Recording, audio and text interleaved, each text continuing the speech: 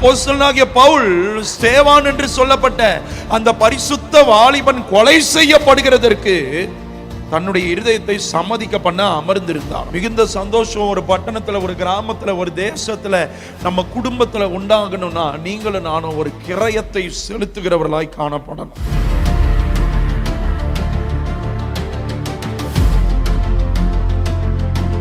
நம்மளை விட வயது உள்ளவன், நம்மளை விட அறிவுள்ளவன், நம்மளை விட அனுபவம் உள்ளவன் நமக்கு முன்ன நின்று கேட்பான். அதான் அபிஷேகம்.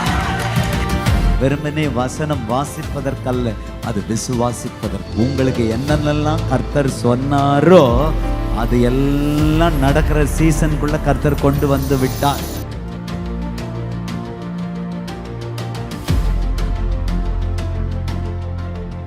உலகத்திலிருந்து நான் வெளியில வந்தேன். எகிப்துல சிந்தப்பட்ட ரத்தம் எகிப்திலிருந்து ஜனத்தை வெளியே செஞ்சுச்சு, கொண்டு வந்தேன். ஆனா எகிப்திலிருந்து வெளியே வந்த ஜனம், அந்த ஜனத்துக்குள்ள எகிப்து இருந்துச்சு, அது வெளியே போச்சா? போகவே இல்லை. ஓ, ரத்தம் உலகத்திலிருந்து வெளியே கொண்டு வருது, அந்த சுத்திகரிப்பு வேற. ஆனா வசனத்துல சுத்திகரிக்கிறப்ப எனக்குள்ள இருக்கிற உலகம்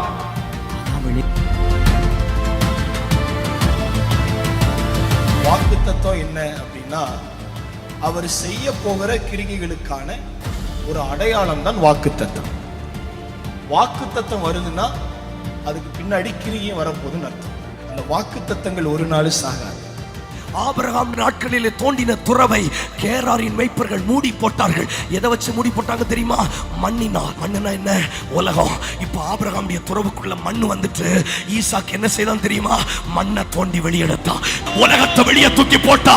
முற்பிதாக்களுடைய அபிஷேகம். கைகளை தட்டுங்க பார்க்கலாம்.